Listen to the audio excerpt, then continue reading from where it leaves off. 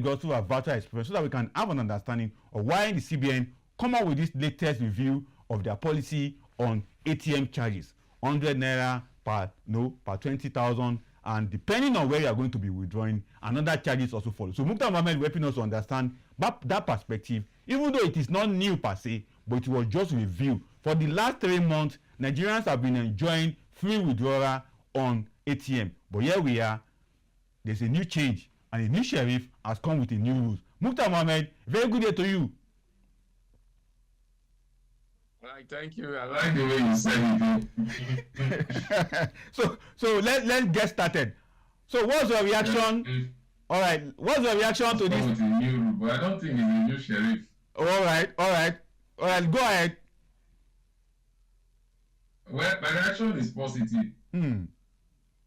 My reaction is positive because what I see about that is that we've been complaining that we've not been getting cash in the ATM. So at least finally we now know why we've not been cash in the ATM, because the cost of managing it has been high.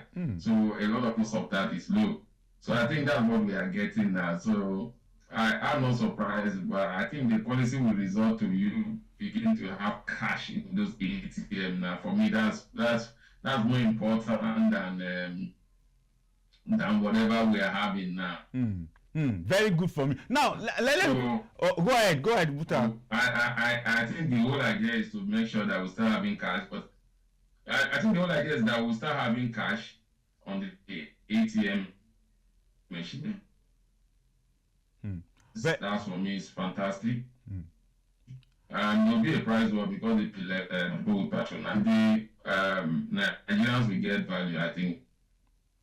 All right. Now, there is Muktar, are you there? Hello? Okay, we are still waiting for a connection with Muktar. Let's take, there is this aspect of our discussion that I quickly want us to quickly address. You know, President Tinubu, in my understanding of his caliber as a president, as someone who understands Nigerian economy, has been trading on the aspect of fiscal policy. And many people are also been asking questions around the government, attitude towards, collection of fees, collection of tariff, and collection of tax. In your own view, how do you weigh in on the government, building a revenue profile through taxes and revenue collection?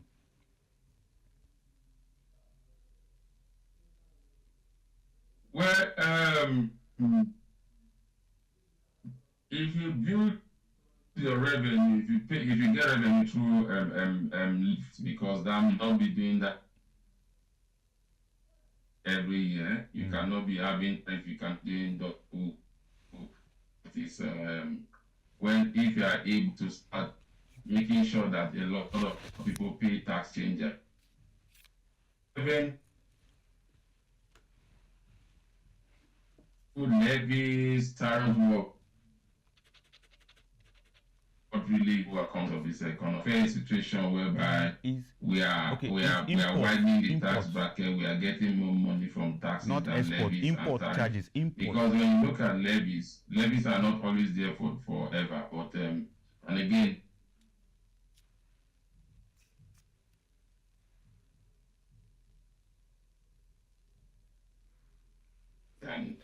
and putting levies, because levies actually help in only help in adding to the cost of that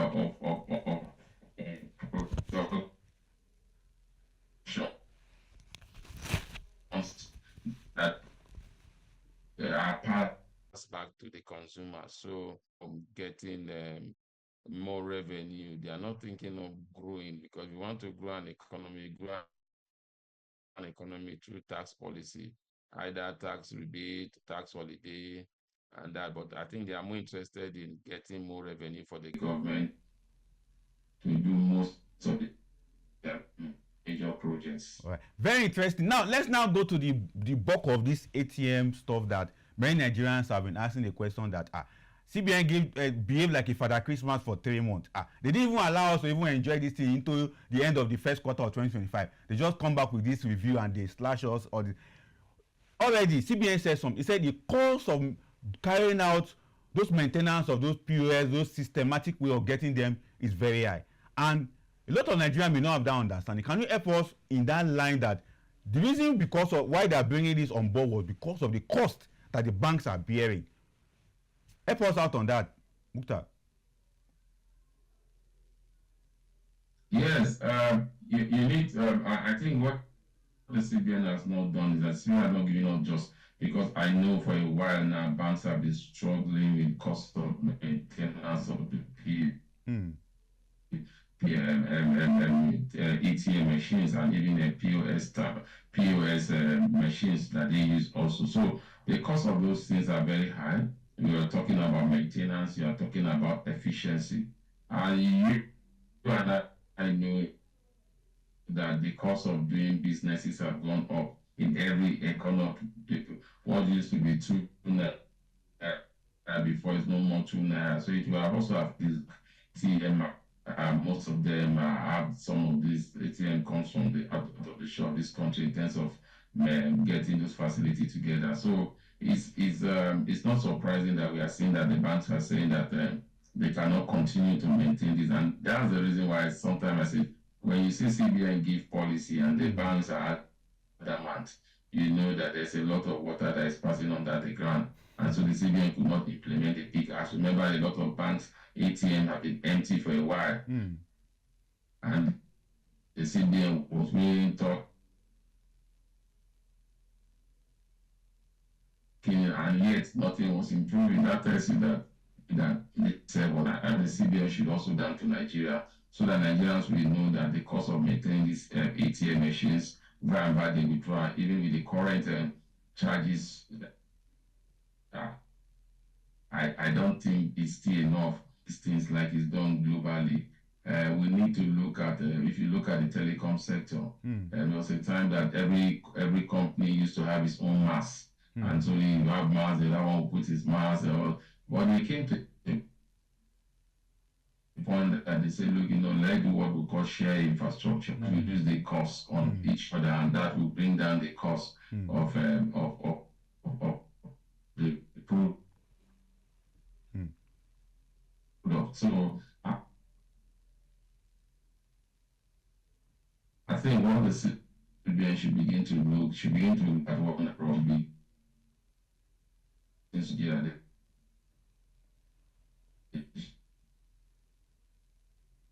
bank can share.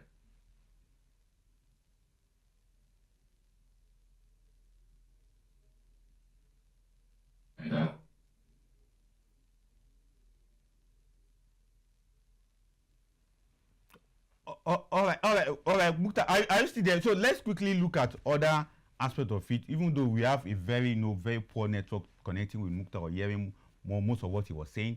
But I could deduct the bulk of the issue is that at this point in time, the reason given by CBN is of necessity.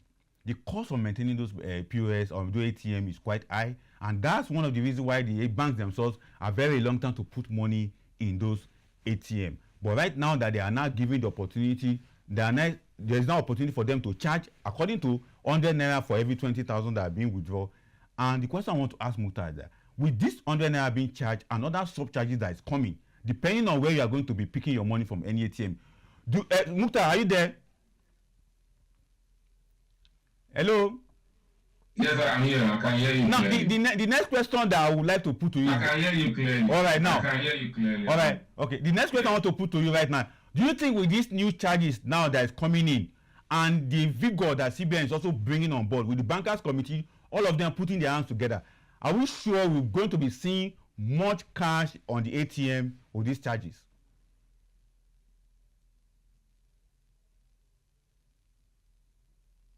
I can tell you that you will see more cash. Just try and go to some ATM that have been moribund for some time. You start seeing cash because now you realize that it will be profitable. Sure, but if you increase that and we are still not getting cash, then that's a problem. So I think we should start having cash in this ATM. I'm very sure about that. Like I said, a lot of water has passed under the bridge, and that is why when you see the central bank saying we are going to sanction the banks and you didn't see any sanction, that made you now know that they knew that there was a challenge there, but they were not ready to listen to the bank at that time. But now I think maybe they are ready to listen now, and that is why you are seeing those charges coming. The banks must have forward their complaint through the bankers committee or whatever. So I think for me we'll see more money on this ATM, and then we will now begin to see the POS operators also being a little bit redundant. Like I said, so you could now begin to get the price war. You now begin to look at the fee of the ATM by the fee of the POS operator. So a lot of people would rather go to the fee of the POS operator if it's lower than what you pay in the bank. But the other way, it would also hamper the POS operators. Their fee might also go very high now. So once their fee go very high, also those in the rural area that do not have options like those in the urban area of ATM will be forced to use that. And so that's the cost of production has gone up. So those farmers in the rural area that brings food to the urban area will now in turn pass those costs to consumers, and then you see the price of goods we go up. So whatever way it is, depends on where we are. But the long and short of it, we might see a spike in inflation because of this. What it has meant is that the cost of business has gone a little bit high. Now, very interesting from you also, Muktar. But there's one question that I will ask, particularly because CBN has been at the forefront of pushing for financial inclusion. Is this another framework to ensure financial inclusion, or will you also limit financial inclusion drive of the CBN? Because if people begin to understand that they're going to be paying more to withdraw money from ATM, it could also discourage them from taking their money to bank. What do you have to say about that? I think when we talk about financial inclusion, we are already on that part already. A lot of people still prefer to send their money from the comfort of their home, use POS terminals, use ATM. Now, these charges coming in also will be a very, very big challenge, I must say, because again, everybody wants to minimize costs. So, like I said, there will be a price war. Most people will begin to go to the fintechs. We are not sure whether the fintechs price will be as high as the bank one.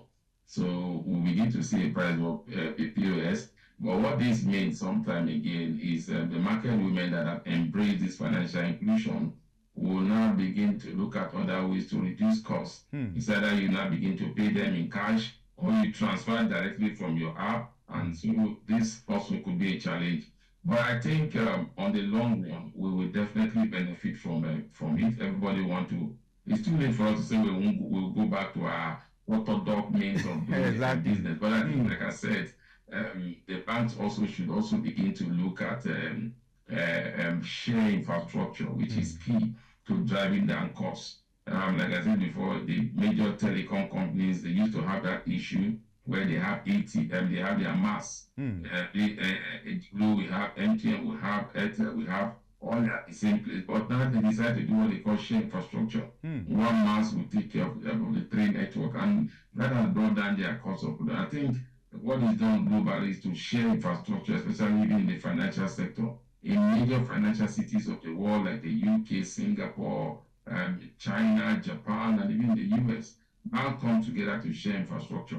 Being midwife by each central bank of this country. I think this is what the central bank should do. When you midwife this share infrastructure, that will help in bringing down costs. We won't be going back and forth in terms of increment on fee.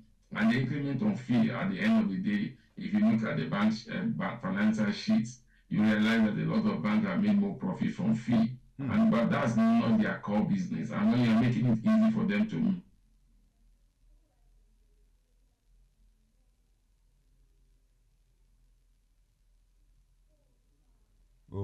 we expect Muktar to continue from where he stopped. But on the other aspect of our profit okay, of fee, they would rather sit down there. Their core business should be to lend to the.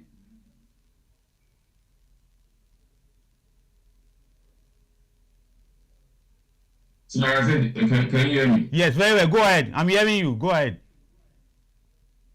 I said if the core area of banks to make money is through it's not through fee. But if you make it attractive for them to make money through fee, they will sit down there and continue to make this money through fee. So I think the bankers, they should look at it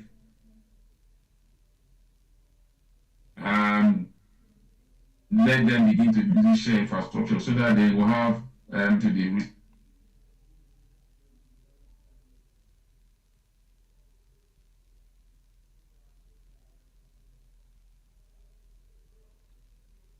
All right, all right, all right. Okay, are you still there, Mukta? Hello. yes, I can hear you. I'm still here. Okay, go ahead. I'm still here. Okay, go I'm ahead still with here. your I can thoughts hear you. before I come with the next question. Go ahead with your thoughts because you are here to conclude on that. Yeah, that what I'm saying is that if the CBN minimize a shared infrastructure, it will drive down fee. That's what is done globally in any economy these days, whether in the United Kingdom, in the US, in Singapore, in most global economies. So the CBN should begin to look at that. When you begin to do shared infrastructure with the bank, that will bring down the cost and we won't be having some of these challenges that we are having at the moment. That's my take. All right, very interesting. Now, before I let you go, Mukta, there's also another side of our discussion today. I know you must have come across the new Nigerian Customs Service 4% levy that was brought out some few days back, even though they are developing story around it that they have suspended. But what is your reaction to that? Because you are in the financial sector in Nigeria and you understand what we mean when such fee come, because a lot of people have expressed concern. For instance, the Nigerian Employer Consultative Association said this particular charge will bring additional 2.84 trillion naira cost on businesses. What's your take on that? I'm happy if finally that decision has been suspended. You see, sometimes I don't know who is advising government, also advising these parastatals. If you look at the report index from a particular NGO at recent, they realized that the car assembling and car importation has really dropped. Anything coming from the port has really dropped because of this high tariff. And then careless to say that you are now adding 4%. Custom as it stands now have already exceeded their target in what we are getting from the Revenue Commission or what the custom has paid. So why are we so much in a haste to make more money at the detriment of businesses that will create employment? So we need to begin to look at. So I'm happy that that has been suspended for now. They say suspended. I know the whole idea of all these things to make sure that the custom meet their target and also be able to get money to government. Maybe those are part of why the president have to run with a new budget estimate in terms of revenue. So, but I don't think it's good, especially in an economy that is import driven. Almost everything, about 70 to 80% of what we consume is largely imported. And again, the challenge in that is that we have kept saying that what is driving inflation is the high tariff that will pay for some of these goods and services. And once you begin to add that 4% to it, that means you have hiked the cost of some of these goods, and the challenging effects also still there. So please, I'm happy that maybe they have listened to the voice of wisdom. They've suspended it. I think they should. The NPA also should further also go and also suspend their own 15%, so that let little business have a breather a little. Let them breathe a little. Let them stabilize. Let them be stability, especially in the exchange rate. Let's move at a bit. Let them have a breather. Then you can begin to introduce those things. And if you want, instead of doing 15%, can't you be a gradual increment? 5% this year, 5% next year, then 5% or 3 or 5 years time. I know you have not increased it for maybe say about 12 or 12, how many years. That is good. Thank you for doing that. Or you can still do it by gradually increasing so that it will not stop for businesses and kill a lot of Nigerian consumers, because whatever happens, that cost of that 4% will be passed down to the consumers. Exactly, as you said, it will pass down to the consumer, and that's why many Nigerians cry out and say, no, this 4% is not good. And I really love the way the Nigerian Consultative Employers Association put it. If care is not taken, most Nigerians will lose their job and the employers will not be able to employ anybody, particularly those in the consumer goods sector of the Nigerian economy. But I want to ask you, Muktar, for custom, what do you have to say to them? Because although you have said in your passing, but what kind of advice do you have to give to them so that they will know, at the temperament of Nigerian, they know the kind of policy they will bring out, not the one that will come and cause more shock and more uncertainty into the Nigerian economy? What you ask is there's a supervising ministry of the custom. I think it's the Ministry of Finance. Exactly. So they should know better. The custom, I don't think the custom hierarchy just decided to increase that rate. They must have passed it to the Ministry of Finance. So look, let's stop being a rent rental economy. Because that's what, when you begin to increase levy, you are creating a rental economy. And that is not good for Nigerian economy as it is now. Let's create a developmental economy that starts from the bottom up, rather than creating a rental economy that comes from up to down. So that for me is the major challenge. So to say, oh, custom, what advice do you have for them? I don't think, maybe customers have passed that and passed it through the Ministry of Finance. They cannot just implement those policies. So somebody in government was aware and approved that. I mean, that shows there's no synergy, because again, like I said, you see the CBN will keep saying about the connection between the monetary and the physical side. We are not seeing that, because the CBN is battling with inflation. The government is not even looking at them. It's pumping more liquidity. It's putting more challenges in the consumer space, like you say, and that is putting a spanner on the work of the CBN. And when the CBN begin to withdraw liquidity, they kill the vibrant sector, which is the small business sector. So these are things that it's not rocket science. So sometimes it's so annoying when you see people just come up with policies and try to defend a draconian policy that is going to kill business. Sometimes you ask yourself, are they really, really sincere with all this reform? All this reform is all about getting more money in the hands of government officials, rather than thinking of how to develop the economy and create more jobs, especially for the unemployed Nigerian youth. Because no matter the job data they are coming out with that say that we have less 5% of Nigerians are unemployed. You and I know, because it's by this data, if you work 1 hour in a week,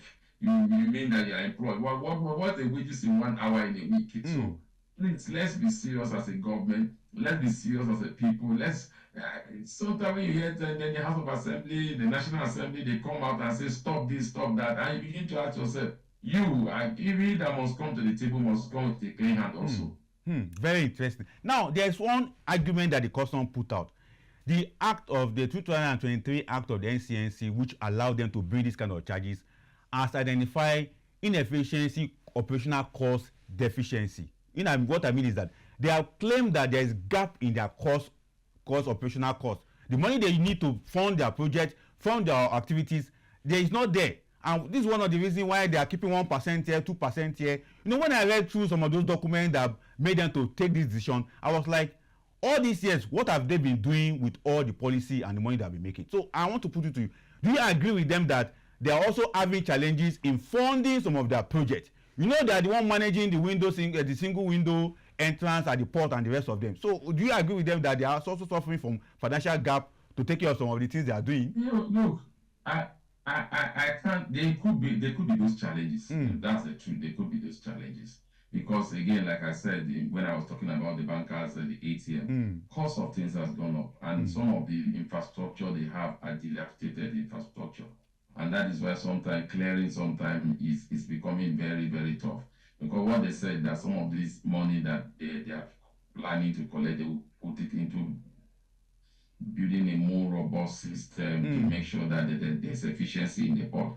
But that has always been the news. That has always been when government want to increase something, when government want, the money will be used to build this, to build this, to build that. And like you said, what have they used the previous funds in doing? What do we see? Rather, we see a lot of custom officers driving newer cars and living large, because at least 1% of this revenue goes back to custom. So I in as much as I agree that it's necessary, but I still believe that there are better ways. Instead of a 4%, like I said, why can't there be a gradual increase that will not so much tell? Why are you not doing 1%? Why are you not saying the next 4 years? Why are you not saying the next 3 years we would arc our level to 4%, but we are going to start with 1%, or we are going to start with 0.95%.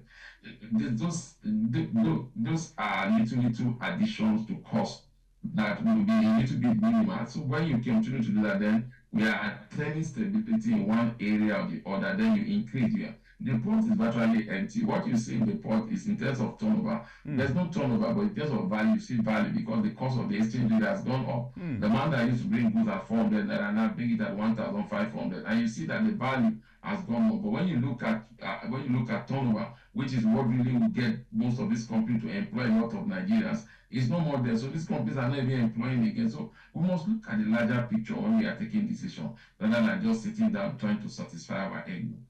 Thank you so much, Muktar. But on a final note, before you go, the CBN need our advice. The government need our advice. The business community also need our advice. The business community, the bank customer, and the CBN. What do you have to say to them with this new regime of ATM charges? So the bank customers be innovative. Exactly. Be innovative. So how innovative you are now. Maybe if I'm doing business with you, now I would say let's do business the same bank. So that I won't have to be paying so much. Exactly. So I think that is the innovative ways. So make sure that you use your bank ATM. If you don't want to be paying up to like 600 naira for just 20,000 withdrawal. I think that's what I would tell them. Be innovative. Be innovative. For the CBN, please let's look at how we can share infrastructure. How you can midwife a share infrastructure program for the bank so that this can bring down costs. And then in turn bring down cost of this transaction. Because if you say technology is where you want us cashless, where you want us to go to, then we must be able to see value in cashless, and not only value cost reduction. Because what cashless does when they introduce the technology to a product is to make it cheaper and affordable. It's not to make it more expensive. So they should begin to think of what is their strategy on cashless. Is their own cashless towards increasing the cost, or is their own cashless towards driving down cost? But when you talk about technology is all about reducing costs rather than driving up costs. So, and the best way they can do this share infrastructure. For the banks, I think it's the same thing. Maybe they work within themselves through the banking committee to see how they can do what is globally done, which I've said it over, is share infrastructure. JP Morgan, Bank of America, all those bigger banks globally, they do share infrastructure within themselves to reduce the cost on their customers. I think that is the way we need to go. If we want to be a 1 trillion economy, if we want to be a global financial system, and our bank wants to be a global player, they must also think globally and do things the way global things are being done globally. So thank you so much, Muktar. We have to go global, take the advice on global activities, and also engage global in a competitive way that will create affordability and that will create access for Nigerians. I think we'll take that from you, Muktar. Thank you so much, Muktar Muhammed, the CEO of Finance with Muktar. Thank you for being on the show today. Thank you so much. Thank you for having me. Always an interesting time being on your program. All right, thank you. All right, enjoy the rest of your day in Lagos.